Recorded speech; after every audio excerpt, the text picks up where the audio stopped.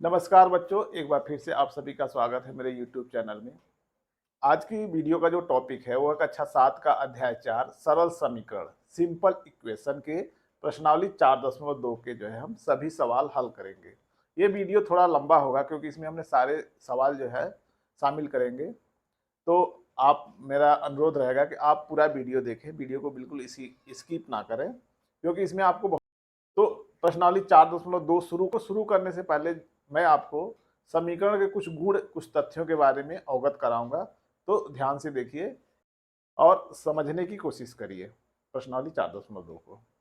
तो जैसा कि आप देख रहे हैं एक समीकरण मैंने जो है बोर्ड पे लिखा हुआ है। तो समीकरण के कुछ गुण मैं आपको बताने जा रहा हूँ। तो समीकरण के कुछ गुण जो है ऐसे हैं कि किसी भी समीकरण में जो है हमेशा दो पक्ष होते हैं। एक होता है बायां पक्ष और एक होता है दायां पक्ष। इसको इंग्लिश में जो है लेफ्ट हैंड साइड बोलते हैं, इसको इंग्लिश में जो है राइट हैंड साइड बोलते हैं। शॉर्ट में इसको LHS बोलते हैं, इसको RHS बोलते हैं। और किसी भी समीकरण में हमेशा दो पद होते हैं। एक होता है चर पद, ये हो गया चर पद, और इसको बोलते हैं अचर पद। चर पद को इंग्लिश में जो है वेरिएबल कहते हैं और अचर पद को जो है कांस्टेंट कहते हैं। तो जो चर पद होता है वो हमेशा उसका मान जो है वेरिएबल हो सकता है, बदल सकता है। वो हमेशा जो इसके साथ जो अल्फाबेट है इसके वैल्यू के ऊपर निर्भर करता है, इसके मान के ऊपर निर्भर करता है। पी का मान जो होगा, अगर पी का मान 1 है तो इस चर पद का मान कुछ अलग होगा। अगर पी का मान 2 है तो इस चर पद का मान अलग होगा। ठीक है, तो ये होता है चर, ये होता है अचर। ठीक है, अचर जो है कभी नहीं बदलता है, अचर का मान स्थिर रहता है। और दूसरी चीज कि किसी भी समीकरण में हमेशा जो है बराबर का निशान होना चाहिए।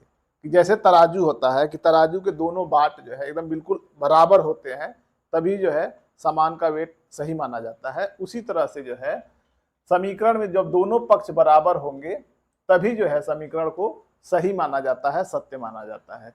यदि हम बायां पक्ष को हल कर रहे हैं तो वो जो है दाहिने पक्ष के बराबर आना चाहिए। यदि दाहिने पक्ष को हल कर रहे हैं तो वो बाएं पक्ष के बराबर आना चाहिए। तो ये होते हैं समीकरण के गुण।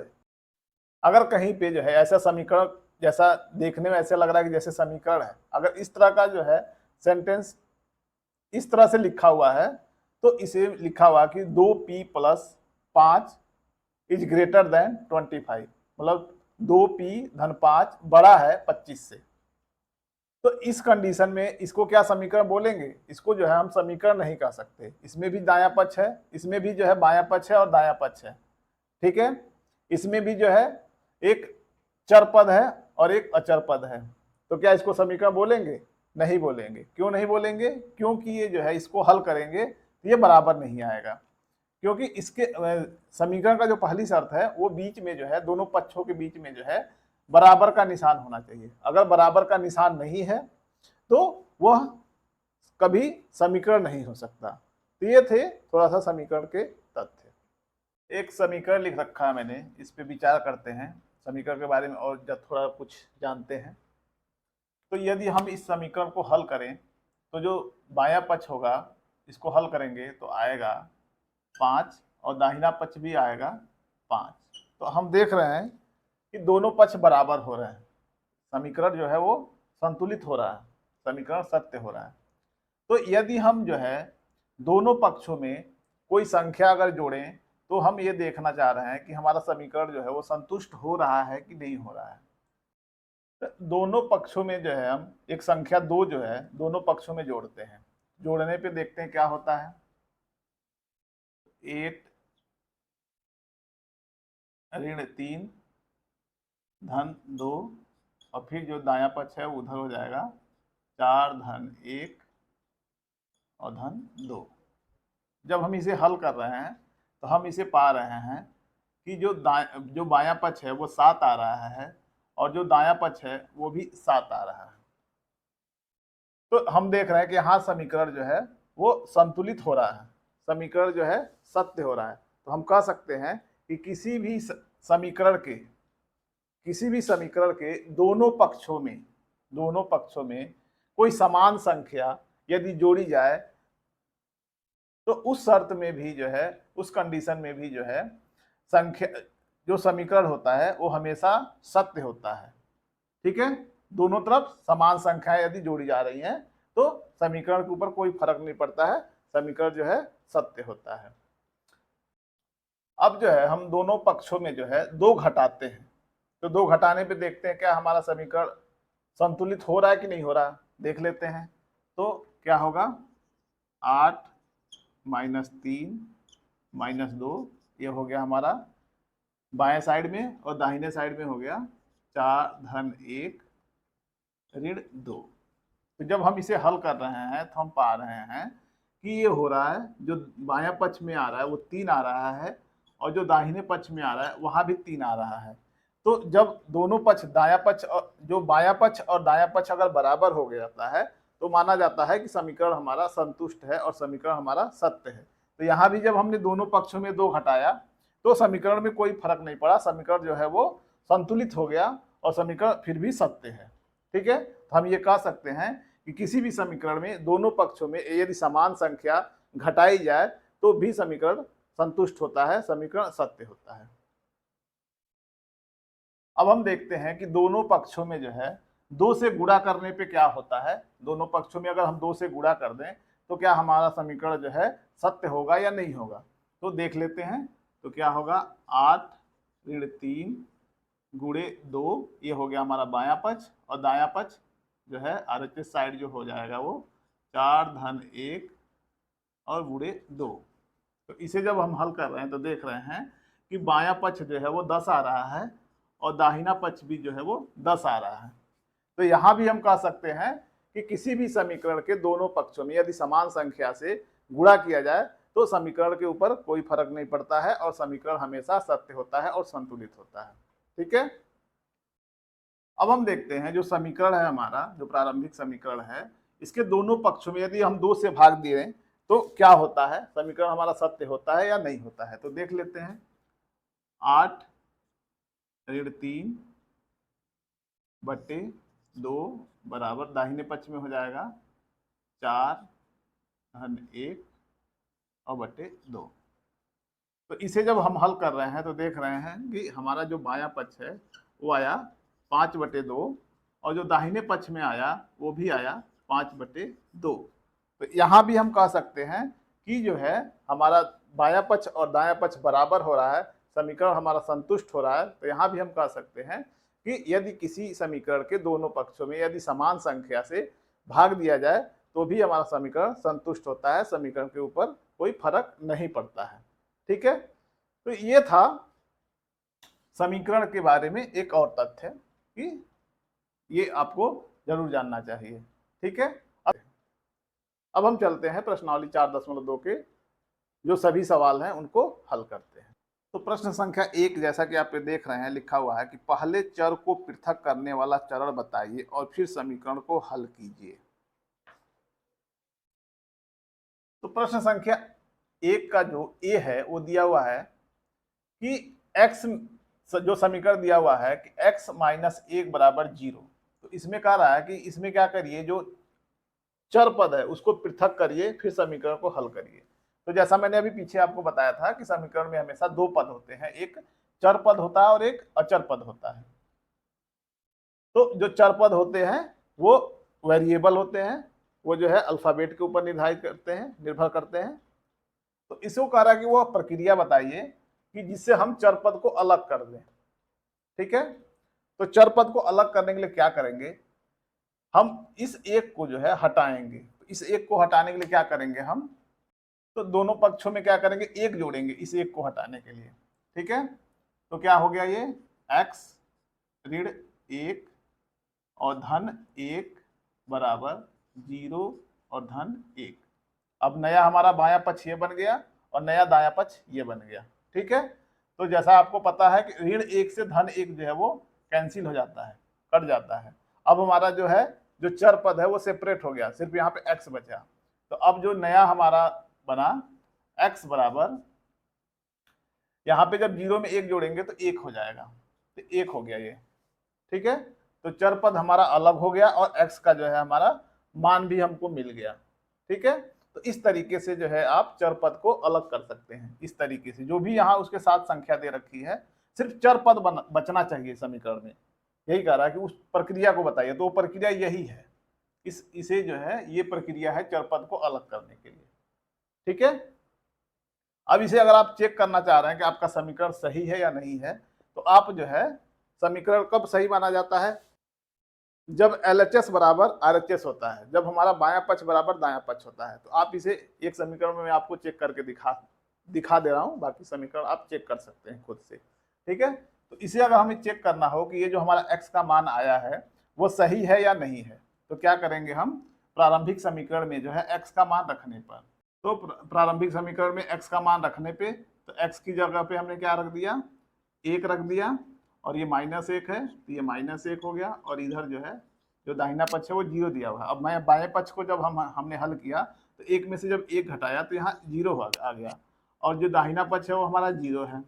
ठीक है। तो हम देख रहे हैं यहाँ पे कि LHS बराबर RHS हो रहा है। तो जहाँ पे LHS बराबर RHS होता है वहां इसका मतलब ये है कि हमारा जो समीकरण है वो सत्य है, और जो x का मान दिया गया है वो सही है। ठीक है। तो इस तरीके से आप चेक कर सकते हैं। तो ये हो गया प्रश्न संख्या 1 का ए का। जो बी दिया हुआ है वो दिया हुआ x धन 1 बराबर 0।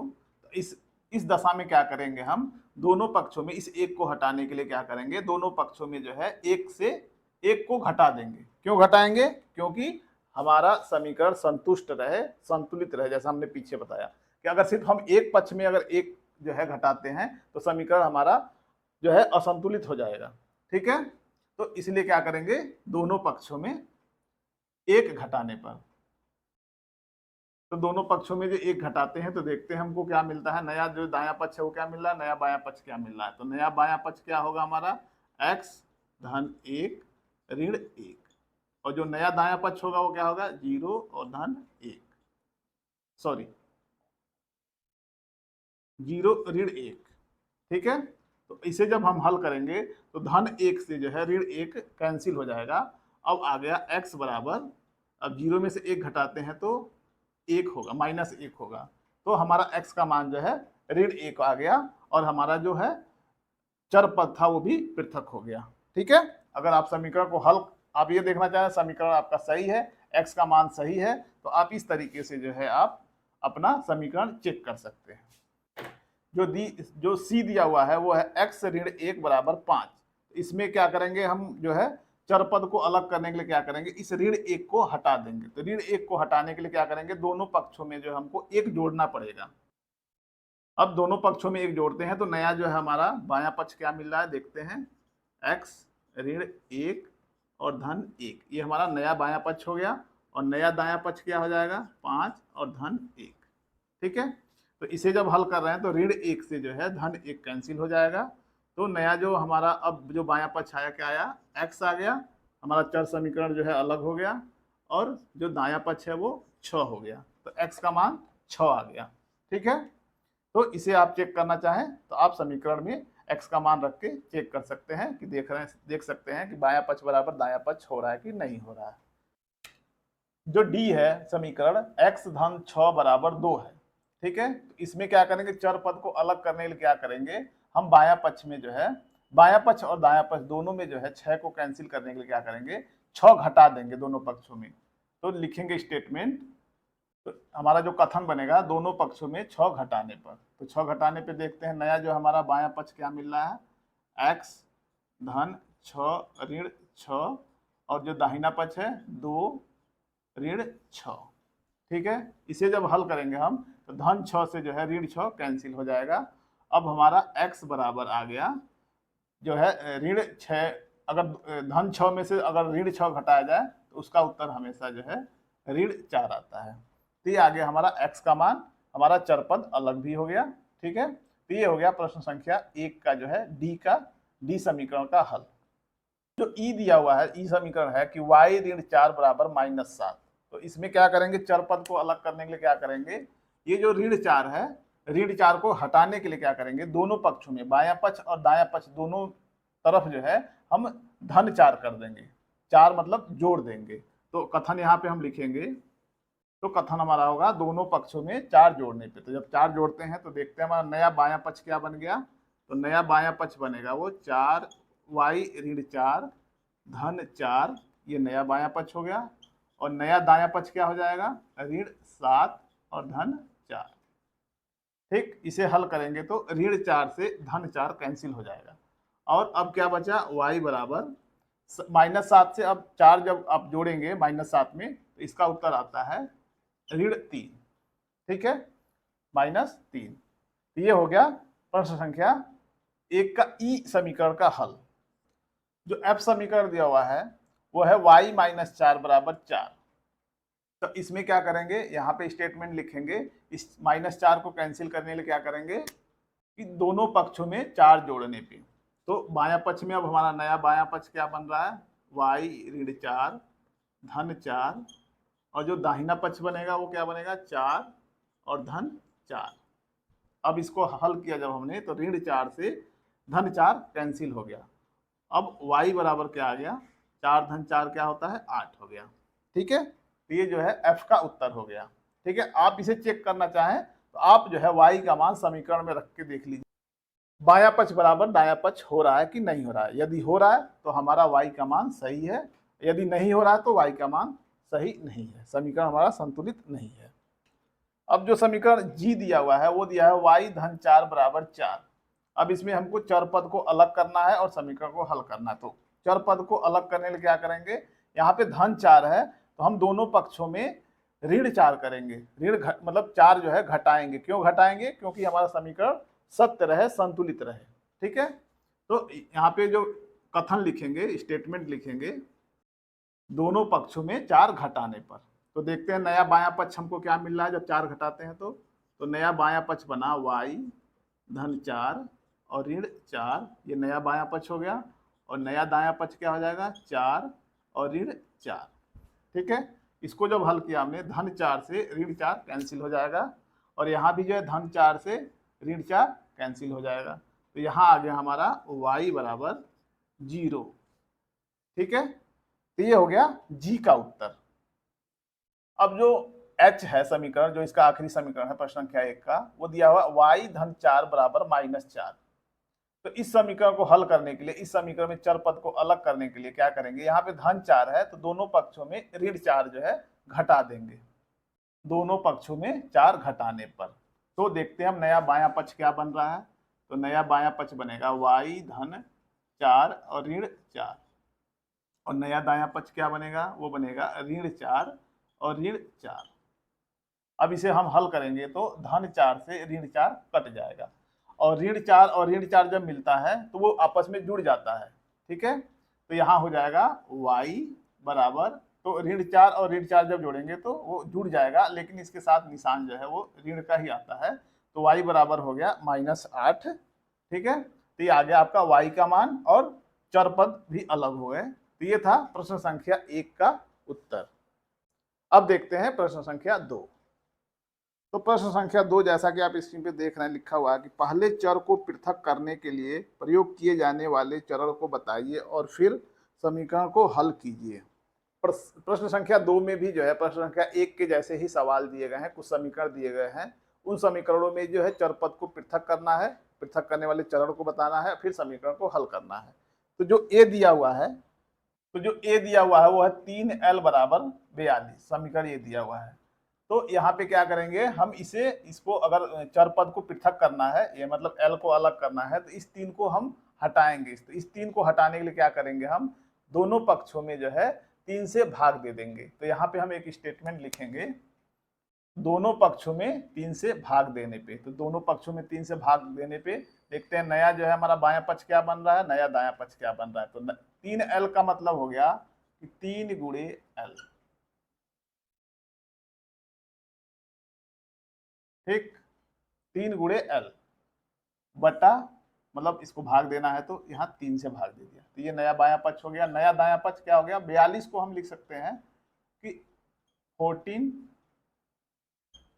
× 3, इसको भी हम 3 से भाग दे देते हैं।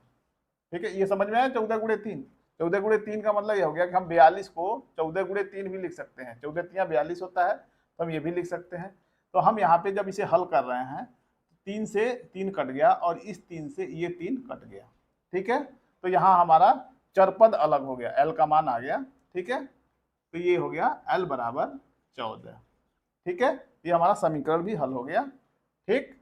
तो एल बराबर 14। अगर आप समीकरण को चेक करना चाहते हैं कि हमारा एल का मान सही है या नहीं है, तो आप जो है एल का मान समीकरण में रखिए और देखिए कि बायां पक्ष के बराबर दायां पक्ष आ रहा है कि नहीं आ रहा है। यदि आ रहा है तो एल का मान हमारा सही है, यदि नहीं आ रहा है तो गलत होगा।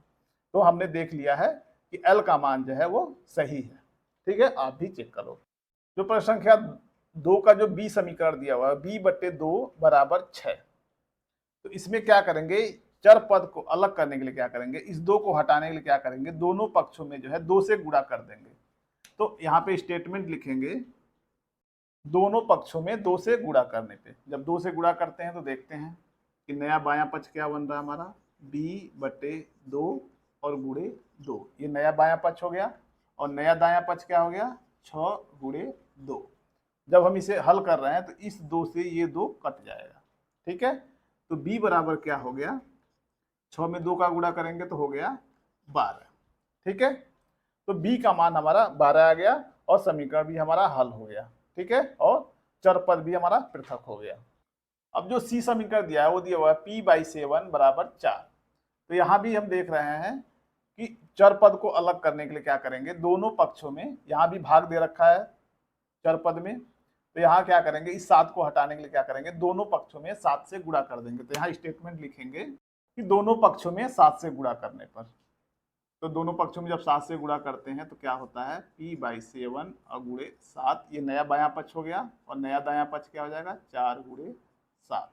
तो जब इसे हल कर रहे हैं तो नीचे वाले 7 से ऊपर वाला 7 कट गया और ये 7 चौक को 28 हो जाएगा। तो p बराबर, इस तरह से हमारा जो है चरपद पृथक हो गया, क्योंकि अब इधर कुछ नहीं बचा, सिर्फ चरपद बचा हुआ है। तो अब p बराबर क्या हो गया, 4 में आप 7 को गुणा करेंगे तो 28 हो जाएगा। ये आ गया हमारा p का मान और समीकरण भी हमारा हल हो गया, ठीक। क्योंकि p का मान समीकरण में रखेंगे तो हमारा जो है LHS बराबर RHS हो जाएगा। जो d दिया हुआ है, d है कि 4x बराबर 25, ये समीकरण है। तो इसमें क्या करेंगे, हम इस 4 को हटाएंगे, ठीक है, चर पद को अलग करने के लिए। तो 4 को हटाने के लिए क्या करेंगे, दोनों पक्षों में हम जो है 4 से भाग दे देंगे। तो यहाँ पे हम स्टेटमेंट लिखेंगे, दोनों पक्षों में 4 से भाग देने पे। तो 4 से भाग देते हैं तो देखते हैं नया बायां पक्ष क्या बनेगा, 4x/4, ठीक है, बराबर 25/4, ठीक है। तो इस 4 से जो है ये 4 कैंसिल हो जाएगा और x का मान जो हमारा आ गया वो आ गया 25/4, ठीक है। तो x का मान आ गया 25/4 और हमारा चरपद भी अलग हो गया। x का मान जब आप समीकरण में रखेंगे तो आपका जो है LHS बराबर RHS हो जाएगा। जो ई समीकरण दिया हुआ है वो दिया हुआ है 8y बराबर 36। तो इसमें क्या करेंगे, चर पद को अलग करने के लिए क्या करेंगे, इस 8 को जो है हमको हटाना पड़ेगा। इसको हटाने के लिए क्या करेंगे, दोनों पक्षों में जो है हम 8 से भाग दे देंगे।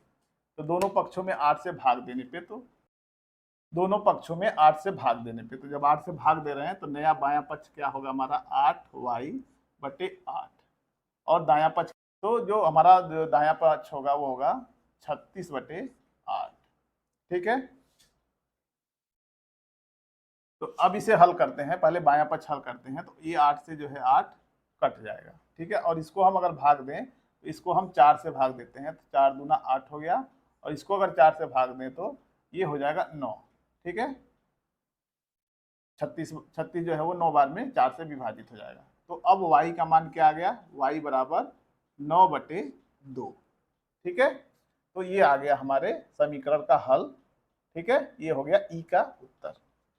जो f जो है समीकरण है वो है z/3 बराबर 5/4। तो इसको हल करने के लिए, इसमें चर पद को अलग करने के लिए क्या करेंगे, इस 3 को जो है हमको खत्म करना है। तो इस 3 को खत्म करने के लिए क्या करेंगे, दोनों पक्षों में जो है 3 से गुणा करेंगे। तो यहाँ पे हम जो है कथन लिखेंगे, दोनों पक्षों में 3 से गुणा करने पे। तो दोनों पक्षों में 3 से गुणा करने पे देखते हैं नया बायां पक्ष क्या बन रहा है, z/3 और गुणे 3, और नया दायां पक्ष क्या बनेगा 5/4 गुणे 3, ठीक है। तो अब इसे हल करते हैं, बायां पक्ष को हल किया था हमने, ये 3 से ये 3 कट गया, और अब क्या आया, बायां पक्ष क्या आ गया, जेड हो गया, और दाहिने पक्ष में क्या हो गया, इसको जब हल करेंगे तो 5 में 3 का गुणा करेंगे तो ये हो जाएगा 15 और ये हो जाएगा 4। तो जेड का मान आ गया 15/4। ठीक है, तो इस तरह चर पद का मान भी निकल गया और समीकरण भी हमारा हल हो गया। जो प्रश्न संख्या 2 का जो जी है समीकरण, वो दिया हुआ a/5 बराबर 7/15। तो इसमें समीकरण को हल करते हैं और चर पद का मान निकालते हैं। तो चर पद का मान निकालने इस 5 को हमें हटाना पड़ेगा। ठीक है, तो इस 5 को हटाने के लिए क्या करेंगे, हम दोनों पक्षों में जो है 5 से गुणा करेंगे।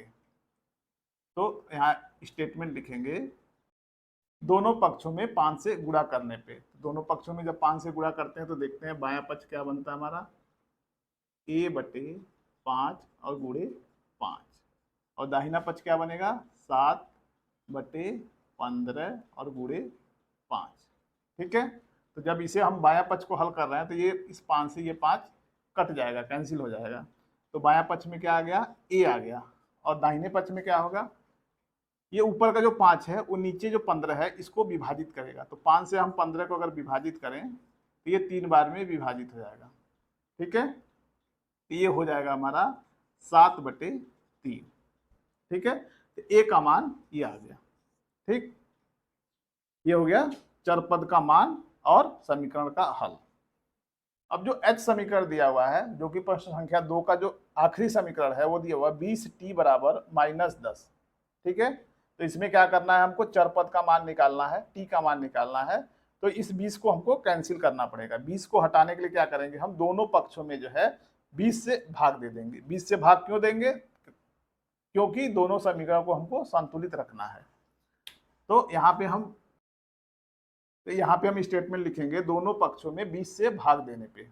तो 20 से जब भाग देते हैं तो देखते हैं बायां पक्ष कैसा होता है। तो हो जाएगा 20t/20, 20 से भाग देना हमको। दायां पक्ष में क्या आ गया, -10 और बटा 20। ठीक है, 20 को हम 10 गुणे 20 भी लिख सकते हैं, 10 गुणे 2 भी लिख सकते हैं। ठीक है, तो अब हम बायां पक्ष को हल करते हैं, तो इस 20 से जो है ये 20 कट जाएगा। तो बायां पक्ष में क्या बचा, t बचा, हमारा चर पद अलग हो गया। ठीक है, और हम दायां पक्ष को हल करें तो इस 10 से ये 10 कैंसिल हो जाएगा। ठीक, तो बचा क्या, ऋण 1/2। ठीक है, तो ये आ गया आपका t का मान। ठीक है, चर पद का मान भी आ गया। इस तरह समीकरण हमारा हल हो गया। आप समीकरण को देखना चाह रहे हैं, समीकरण आपका t का मान सही है या गलत है, तो आप t का मान जो है समीकरण में रखिए, और LHS बराबर अगर RHS आ रहा है तो समीकरण आपका सही है। ठीक है, आपका t का मान सही है। अब देखेंगे प्रश्न संख्या 3। प्रश्न संख्या 3 कह रहा है कि चर को पृथक करने के लिए जो आप चरण प्रयोग करेंगे उसे बताइए और फिर समीकरण को हल कीजिए। तो प्रश्न संख्या 3 में भी वही कह रहा है, इसमें भी कह रहा है कि चर पद को पृथक करने के लिए जो चरण है उनको बताइए और फिर समीकरण को हल करिए। तो जो प्रश्न संख्या 3 का जो है, तो प्रश्न संख्या 3 का जो ए समीकरण है वो दिया हुआ 3n-2 बराबर 46। तो कह रहा है इसमें पृथक करने के लिए, चर पद को पृथक करने के लिए, अलग करने के लिए चरण बताइए। ठीक है, उसके बाद समीकरण को हल करिए। तो इसमें क्या है, इसमें 2 चरणों में इसको हल करना पड़ेगा।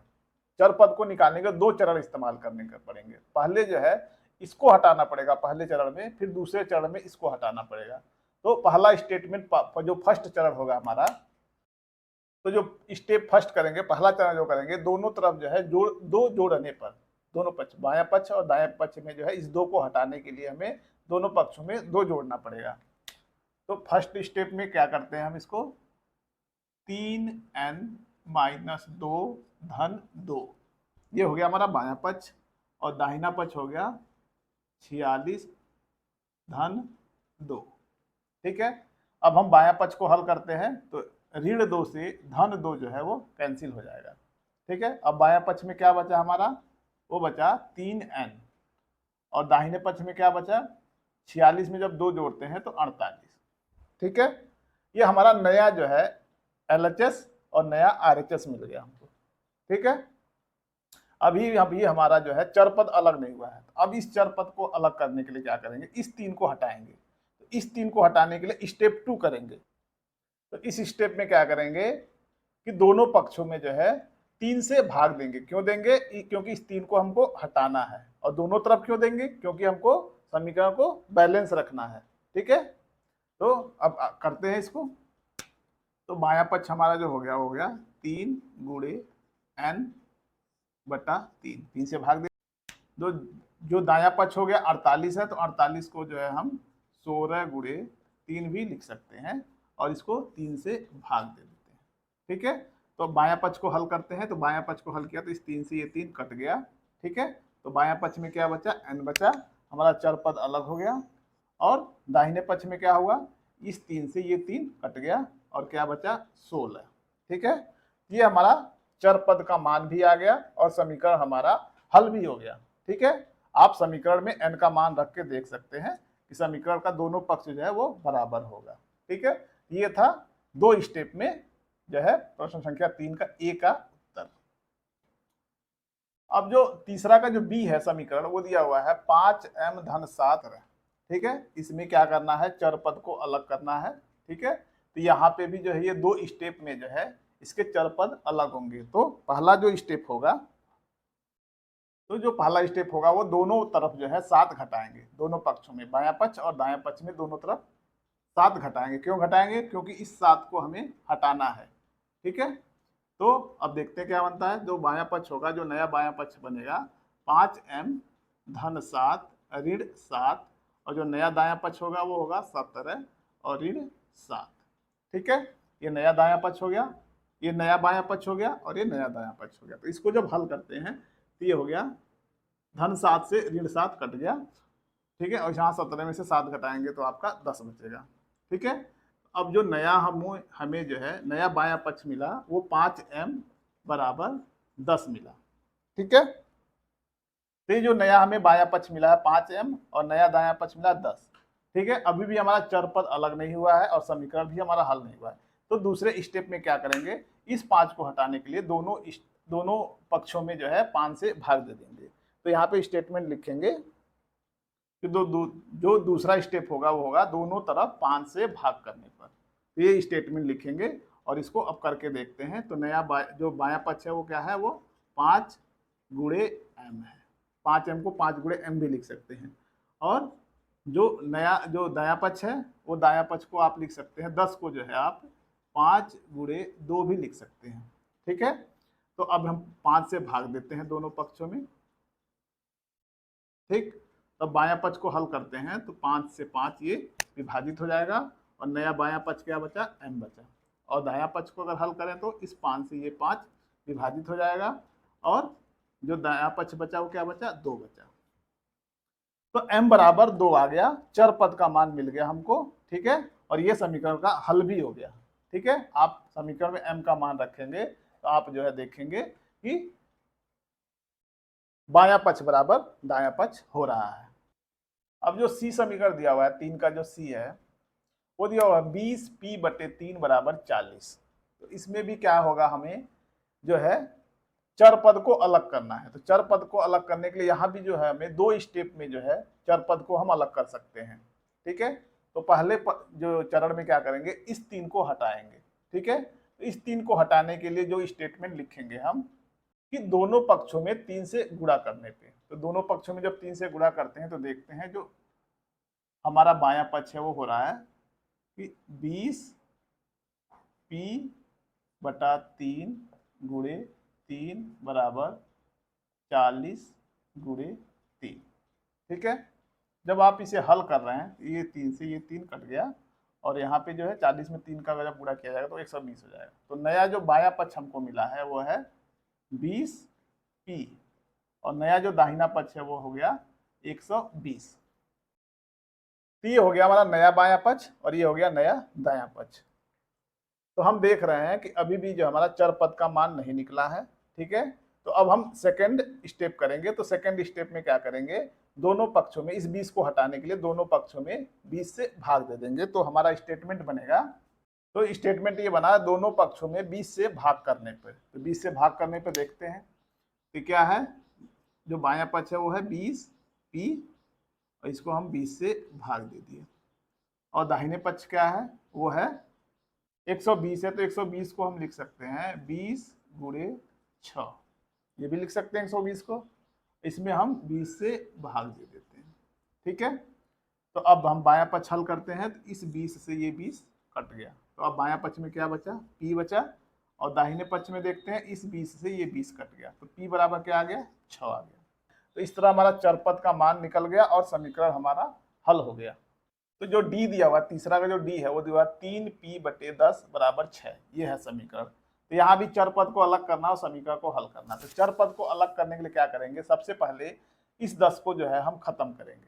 तो इस 10 को खत्म करने के लिए क्या करेंगे, जो स्टेप फर्स्ट लेंगे हम, वो दोनों पक्षों में हम 10 का गुणा करेंगे। तो स्टेप लिखेंगे, तो स्टेटमेंट ये होगा कि दोनों पक्षों में 10 से गुणा करने पे। अब कर देते हैं इसको। तो बायां पक्ष क्या है हमारा, 3p/10 और गुणे 10, और दाहिना पक्ष क्या हो गया, 6 गुणे 10। जब इसे हल कर रहे हैं हम बायां पक्ष को, तो इस 10 से ये 10 विभाजित हो जाएगा, और क्या बचा, बायां पक्ष में क्या बचा हमारा 3p, और दाहिने पक्ष में क्या हो गया 60। तो ये नया हमारा बायां पक्ष है और ये नया दायां पक्ष है हमारा। अभी जो है अभी चर पद का मान अलग नहीं हुआ है, तो दूसरा स्टेप करेंगे। तो दूसरे स्टेप में क्या करेंगे, इस 3 को हटाएंगे। तो इस 3 को हटाने के लिए क्या करेंगे, दोनों पक्षों में जो है 3 से भाग कर देंगे, दोनों पक्षों में 3 से भाग करने पे। तो अब बायां पक्ष क्या हो गया, 3p को हम 3 गुणे p भी लिख सकते हैं, और इसको 3 से भाग करना है, तो यहाँ पे 3 लिख दिया हमने। और दाहिने पक्ष में लिख दिया हमने 60 को जो है हम 20 गुणे 3 भी लिख सकते हैं, और इसको हम 3 से भाग कर देते हैं। ठीक है, तो बायां पक्ष को हल करते हैं। तो बायां पक्ष में इस 3 से ये 3 विभाजित हो जाएगा। अब बाएं पक्ष में क्या बचा, p बचा, और दाहिने पक्ष को हल करते हैं, तो इस 3 से ये 3 विभाजित हो जाएगा। अब दाहिने पक्ष में क्या बचा, 20 बचा। तो ये आ गया चर पद का मान। ये चर पद को हमने पृथक किया, आपने ये देख लिया, और जो है समीकरण का हल। तो ये था प्रश्न संख्या 3 का हल। अब देखते हैं प्रश्न संख्या 4। तो प्रश्न संख्या 4 दिया है कि निम्नलिखित समीकरणों को हल कीजिए। तो प्रश्न संख्या 4 में जो है कुछ समीकरण दिए गए हैं, उन समीकरणों को हल करना है। ठीक है, तो हल कैसे करेंगे, वही स्टेप अपनाएंगे जो हमने बाकी जो है 3 क्वेश्चन में अपनाया है, उसी तरीके से हम इसको हल करेंगे।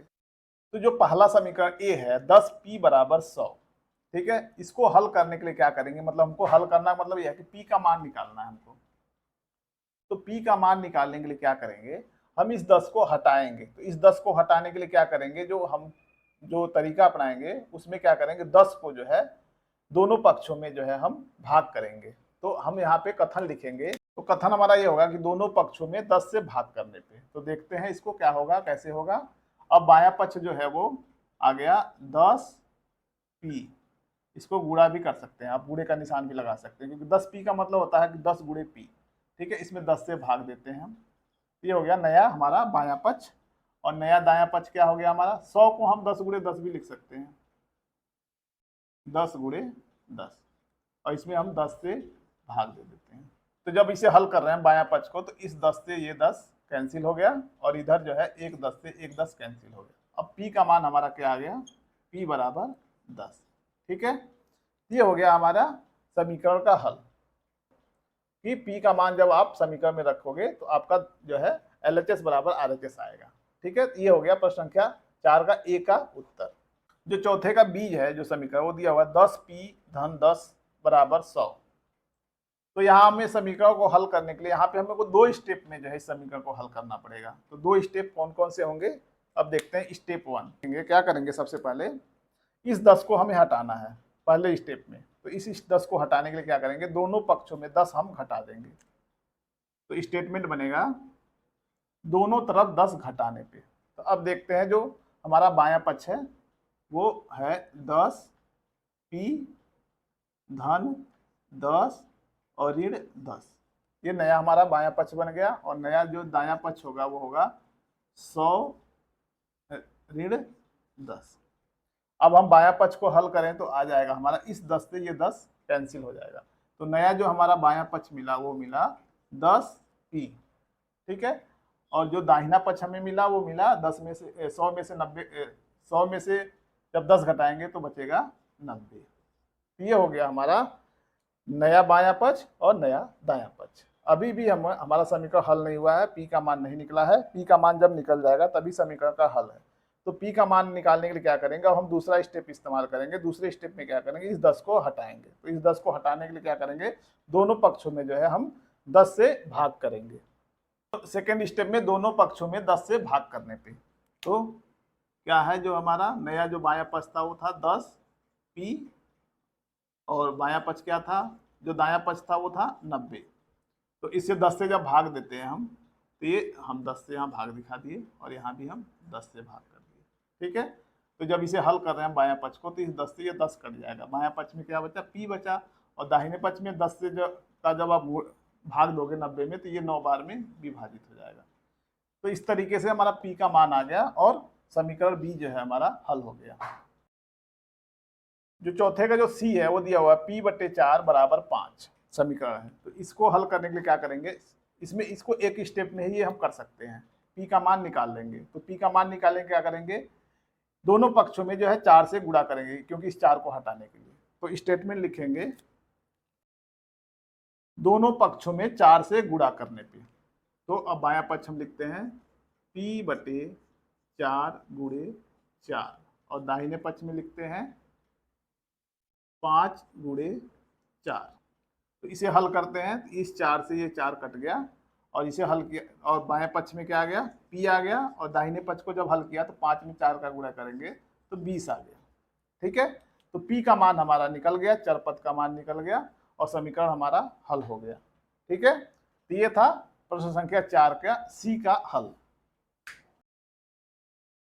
जो समीकरण डी दिया हुआ है, दिया है -p/3 बराबर 5। तो हमें यहाँ पे p का मान निकालना है। तो सबसे पहले क्या करेंगे, हम इसको 3 को हटाएंगे। तो इस 3 को हटाने के लिए क्या करेंगे, स्टेप 1 करेंगे। तो जो हमारा स्टेप 1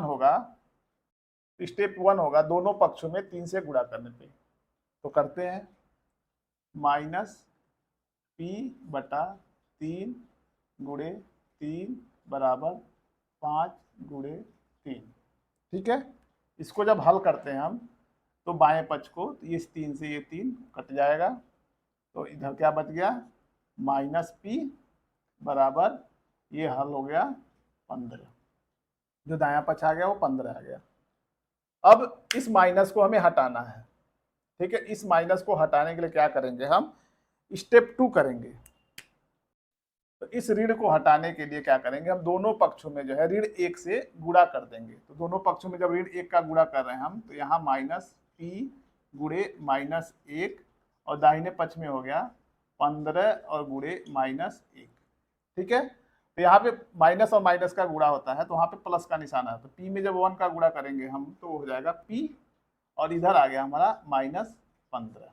ठीक है, तो ये हो गया हमारा p का मान। ठीक है, ये था डी का उत्तर। जो समीकरण ई दिया हुआ है वो है कि 3p/4 बराबर 6। तो इसको हल करने के लिए जो है, यहाँ भी जो हमें 2 स्टेप में इस पे p का मान हम निकाल सकते हैं, समीकरण को हल कर सकते हैं। तो पहला जो स्टेप होगा, वो दोनों पक्षों में जो है 4 का गुणा करेंगे। इस 4 को हटाने के लिए दोनों पक्षों में हम 4 का गुणा कर देंगे। तो 4 का गुणा करते हैं हम, तो बायां पक्ष हो गया 3p/4 और गुणे 4, और दाहिने पक्ष में हो गया 6 गुणे 4। इस 4 से इस 4 को हम कैंसिल कर देंगे, तो 3p बराबर 24 आ गया। ठीक है, अब ये नया हमारा बायां पक्ष है और नया दायां पक्ष है। ठीक है, अभी हमें p का मान निकालना है, समीकरण को हल करना है। तो इस 3 को हटाने के लिए क्या करेंगे, दूसरा स्टेप करेंगे हम। तो जो दूसरा स्टेप है उसमें लिखेंगे, दोनों पक्षों में 3 से भाग करने पे। इस 3 को हटाने के लिए क्या करेंगे, दोनों पक्षों में जो है हम 3 से भाग करेंगे। तो लिखते हैं हम इसको, 3p को हम 3 गुणे p भी लिख सकते हैं, और इसको बटा 3 कर दिया। और दाहिने पक्ष में 24 को जो है हम 8 गुणे 3 भी लिख सकते हैं, और इसको हमने 3 से भाग कर दिया। ठीक है, बायां पक्ष को हल करते हैं हम, तो 3 से ये 3 कट गया, और दाहिने पक्ष में ये 3 से ये 3 कट गया। ठीक है, तो बाएं पक्ष में क्या बचा हमारा, p बचा, और दाहिने पक्ष में क्या बचा, 8 बचा। ठीक है, तो ये हमारे p का मान आ गया और समीकरण 4 का e का जो है ये हल हो गया। तो जो f समीकरण है वो दिया हुआ है 3x बराबर ऋण 9 माइनस 9। यहाँ पे जो है देख रहे एक ही संख्या है, ठीक है, तो ये एक स्टेप में जो है हमारा ये हमारा समीकरण हल हो जाएगा। तो एक स्टेप जो होगा वो स्टेप ये होगा, दोनों पक्षों में 3 से भाग करने पर, इस 3 को हटाने के लिए हमें दोनों तरफ जो है 3 से भाग करेंगे। तो करके देखते हैं। तो जो बायां पक्ष है वो हमारा क्या है 3x और बट्टे लिख देंगे 3, क्योंकि 3 से भाग देना है। और दाहिने पक्ष में हम -9 को जो है हम -3 गुणे 3 भी लिख सकते हैं और बट्टे 3 हो गया। ठीक है, अब हल करते हैं बाएं पक्ष को। तो बाएं पक्ष ये 3 से ये 3 कट जाएगा। ठीक है, बाएं पक्ष में क्या बचा x बचा, और दाहिने पक्ष को हल करें तो इस 3 से ये 3 खत्म हो जाएगा। तो क्या बचा -3। ठीक है, तो x का मान जो आया वो आया -3। ठीक, ये हो गया f का हल समीकरण का। जो g समीकरण है वो दिया हुआ 3s धन 12 बराबर 0। यहाँ पे देख रहे हैं दो नंबर्स हैं, यहाँ 12 भी है और 3 भी है। तो इन दोनों को हटाने के लिए और समीकरण को हल करने के लिए क्या करेंगे, हम दोनों पक्षों में जो है इसको 2 स्टेप में जो है हल करेंगे। तो सबसे पहले हम इस 12 को हटाएंगे। तो स्टेप 1 में क्या करेंगे, तो स्टेप 1 जो होगा दोनों पक्षों में 12 घटाने पर, तो दोनों तो जो बायां पक्ष है वो है 3s धन 12 ऋण 12 बराबर 0 ऋण 12। ये नया हमारा जो है बायां पक्ष बन गया, ये नया दायां पक्ष बन गया। अब इसको हल करें हम तो धन 12 से ऋण 12 खत्म हो जाएगा। तो अब क्या हमारा नया पक्ष बना, नया जो है बायां पक्ष बना 3s बराबर 0 में से अब -12 करेंगे तो आ जाएगा -12। ठीक है, अब क्या करेंगे, इस 3 को भी खत्म करना हमको। तो इस 3 को हटाने के लिए दूसरा स्टेप करेंगे हम। तो जो दूसरा स्टेप होगा हमारा, तो जो दूसरा स्टेप होगा दोनों पक्षों में 3 से भाग करने पे, तो 3 से भाग कर लेते हैं। तो यहाँ हो गया 3s बराबर -12 को हम लिख सकते हैं -4 गुणे 3 भी लिख सकते हैं। अब हमने इसको 3 से भाग दे दिए दोनों पक्षों में। ठीक है, तो इस 3 से ये 3 कट गया और इस 3 से ये 3 कट गया। तो s का जो मान आया s बराबर -4। ये हो गया हमारा g का उत्तर, प्रश्न संख्या 4 के g समीकरण का उत्तर हो गया। ठीक है, और ये समीकरण भी हल हो गया। जो h समीकरण दिया है वो दिया हुआ 3s बराबर 0। ठीक है, यहाँ पे एक ही संख्या है तो इसको हम एक स्टेप में हल कर सकते हैं समीकरण को। तो स्टेप जो बनेगा वो होगा, तो जो स्टेप हम करेंगे वो स्टेप होगा कि दोनों पक्षों में 3 से भाग करने पे, तो इस 3 को हटाने के लिए 3 से भाग देते हैं। तो 3 गुणे s बटे 3 और दूसरे पक्ष में दाएं पक्ष में 0 बटे 3। इसे जब हल करते हैं हम, इस 3 से 3 कट गया। ठीक है, और s जो बाएं पक्ष में s आ गया, और दाएं पक्ष में क्या है 0 में किसी भी संख्या से आप भाग दीजिए तो उसका उत्तर हमेशा 0 ही आता है, वो इन्फिनिट होता है। ठीक है, तो s बराबर 0 आ गया। ठीक, ये हो गया h समीकरण का हल। अब जो i समीकरण दिया वो दिया 2q बराबर 6। ठीक है, तो यहाँ भी एक जो है चर पद में एक ही संख्या है, तो ये भी एक स्टेप में जो है हमारा पूरा हो जाएगा। अगर इसके साथ धन 1 धन 2 या कोई भी और संख्या होती उसे हमें दो स्टेप में पूरा करना पड़ता।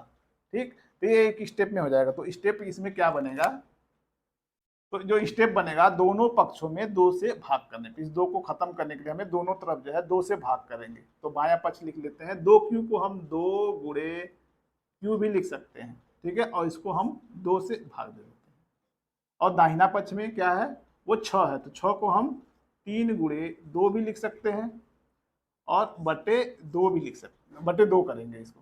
ठीक है, तो अब बायां पक्ष हल करते हैं। तो बायां पक्ष को इस 2 से ये 2 कैंसिल हो गया और दाहिने पक्ष में इस 2 से ये 2 कैंसिल हो गया। तो q का मान आ गया q बराबर 3। ये हमारे q का मान जब निकल गया तो हमारा समीकरण हल हो गया। ठीक, आप इसे देखना का चाह रहे हैं, चेक करना चाह रहे हैं कि q का मान हमारा सही है, तो आप समीकरण में q का मान रखिए और देखिए कि LHS बराबर RHS हो रहा है कि नहीं हो रहा है। ये हमने देख लिया है कि Q का मान अगर 3 रख रहे हैं तो LHS बराबर RHS हो रहा है, तो इसलिए Q का मान सही है। अब जो समीकरण J है वो दिया हुआ है 2Q - 6 बराबर 0। तो यहाँ पे हमें देख रहे हैं कि 2Q - 6 मतलब 2Q के अलावा एक और संख्या दिया हुआ है, तो इसे जो है हम 2 स्टेप में हल करेंगे। एक स्टेप में हम Q का मान नहीं निकाल सकते हैं। तो अब आपको समझ में आ गया होगा कि कौन से समीकरण को एक स्टेप में हम हल कर सकते हैं, कौन से समीकरण को 2 स्टेप में। जैसे यहाँ था 2Q, इसके साथ कोई भी प्लस 1, 2 या कोई संख्या नहीं था, तो इसे हम एक स्टेप में कर दिए। यहाँ पे इसके साथ कुछ संख्या दिया हुआ है एक, तो इस ऐसी समीकरण को हमेशा 2 स्टेप में ही जो है हम हल करेंगे। तो स्टेप 1 जो होगा, तो जो हमारा स्टेप 1 होगा उसमें क्या करेंगे, इस 6 को हटाएंगे। इस 6 को हटाने के लिए क्या करेंगे, दोनों पक्षों में 6 जोड़ेंगे। तो 6 जोड़ने पे देखते हैं कि कैसे वो हटता है। तो लिखेंगे बायां पक्ष 2Q - 6 धन 6, ठीक है। और दाहिने पक्ष में लिखेंगे 0 धन 6, ठीक है। अब इसे हल करें तो ऋण 6 से धन 6 कैंसिल हो जाएगा। अब क्या बचा बाएं पक्ष में, हमारा बचा 2Q बराबर 0 में आप 6 जोड़ेंगे तो वो 6 हो जाएगा। तो अब हमारा जो नया बायां पक्ष आया वो आया 2Q और दायां पक्ष आया 6। अभी हमारा Q का मान नहीं निकला है, इसलिए हम अब दूसरा स्टेप करेंगे। दूसरे स्टेप में क्या करेंगे कि दोनों पक्षों में 2 से भाग करने पर, इस 2 को हटाने के लिए क्या करेंगे, दोनों पक्षों में 2 से भाग करेंगे। तो कर लेते हैं। तो 2Q को हम 2 गुणे Q भी लिख सकते हैं, और यहाँ 6 को जो है हम 3 गुणे 2 भी लिख सकते हैं। तो 2 से भाग देना है, तो हम यहाँ पे 2 से दोनों पक्षों में भाग दे देते हैं, ठीक है। इस 2 से ये 2 कैंसिल हो जाएगा, और दाहिने तरफ इस 2 से ये 2 कैंसिल हो जाएगा। तो Q का मान आ गया Q बराबर 3, ठीक है। तो Q का मान आ गया, हमारा समीकरण हल हो गया, ठीक है। ये था चौथे का J। अब जो K दिया हुआ है, चौथे का जो K है वो दिया 2Q + 6 बराबर 0, ठीक है। तो इसमें क्या करेंगे, ये भी जो है 2 स्टेप में जो है समीकरण हल होगा। तो 2 स्टेप में जो पहला स्टेप होगा, उस स्टेप में पहले इस 6 को हटाएंगे। तो क्या करेंगे, स्टेप 1 कि दोनों तरफ जो है 6 घटाएंगे। तो दोनों तरफ 6 घटा लेते हैं। 2Q धन 6 ऋण 6, ये हो गया हमारा बायां पक्ष, और दायां पक्ष हो जाएगा 0 ऋण 6। अब इसको हल करते हैं, तो धन 6 से ऋण 6 खत्म हो जाएगा। तो बायां पक्ष में क्या बचा, 2Q, और दाहिने पक्ष में क्या हो, 0 में से आप 6 घटाएंगे तो वो हो जाएगा ऋण 6। अभी भी हमारा समीकरण हल नहीं हुआ है, तो समीकरण को हल करने के लिए अब दूसरा स्टेप करेंगे। तो दूसरा स्टेप क्या होगा हमारा, तो जो दूसरा स्टेप है वो हमारा दोनों तरफ जो है 2 से भाग करेंगे। तो बायां पक्ष में लिख लेते हैं, तो 2Q को 2 गुणे Q लिख सकते हैं, और दाहिने पक्ष में -6 को जो है -3 गुणे 2 लिख सकते हैं, ठीक है। अब इसको 2 से भाग करना हमें, दोनों पक्षों में 2 से भाग कर दिया। इस 2 से ये 2 कट गया, और इस 2 से ये 2 कट गया, ठीक है। तो Q का मान जो आ गया हमारा, Q बराबर -3, ठीक। ये आ गया क्वेश्चन नंबर 4 के K का हल। तो जो चौथे का जो समीकरण L है, जो कि चौथे का आखिरी समीकरण है, वो दिया है 2Q धन 6 बराबर 12। तो यहाँ भी जो है हम यहाँ इसको 2 स्टेप में ही जो है समीकरण को हल करेंगे। तो जो पहला स्टेप होगा कि इस 6 को हटाने के लिए क्या करेंगे, दोनों पक्षों में 6 घटा देंगे। तो लिखते हैं 2Q धन 6 ऋण 6, ये हो गया हमारा बायां पक्ष, और दाहिना पक्ष हो गया 12 ऋण 6, ठीक। अगर इसको जब हल करेंगे हम, तो धन 6 से ऋण 6 कट जाएगा। तो बायां पक्ष में क्या हो गया हमारा 2Q, और दाहिने पक्ष में 12 में से 6 घटाते हैं तो 6 बचता है। तो अभी भी हमारा समीकरण हल नहीं हुआ है, ठीक है। Q का मान नहीं आया है, तो Q का मान निकालने के लिए क्या करेंगे, दूसरा स्टेप करेंगे। दूसरा स्टेप ये होगा, तो जो दूसरा स्टेप होगा, दोनों पक्षों में 2 से भाग करने पे। एक तरीका और भी है, वो आपको अगले प्रश्नावली में मिलेगा, उसे स्थानापन्न विधि बोलते हैं, कि ये 2 जो है इधर जाएगा तो वो नीचे चला जाएगा। इस तरीके से भी आप Q का मान निकाल सकते हैं, लेकिन इसमें इस प्रश्नावली में जो है इसी तरीके से जो है Q का मान निकालने के लिए बताया है, इसीलिए इस तरीके से आपको क्वेश्चन को हल करना है। तो कर लेते हैं। बायां पक्ष क्या है, 2 गुणे Q, और बाया जो दाया पक्ष है वो है 6 को हम लिख सकते हैं 3 गुणे 2। तो हमें 2 से भाग कर देना है, दोनों तरफ भाग कर दिया। इस 2 से ये 2 कट गया और इस 2 से ये 2 कट गया। अब Q का मान आ गया 3। ठीक है, Q का मान निकल गया और समीकरण हमारा हल हो गया। ये थे प्रश्नावली 4.2 के सभी प्रश्नों के हल। उम्मीद करता हूं आपको समीकरण हल करना आ गया होगा इस विधि से। अगले जो चैप्टर है, जो प्रश्नावली है, उसमें जो है हम समीकरण को स्थानापन्न विधि से कैसे हल करते हैं वो बताएंगे।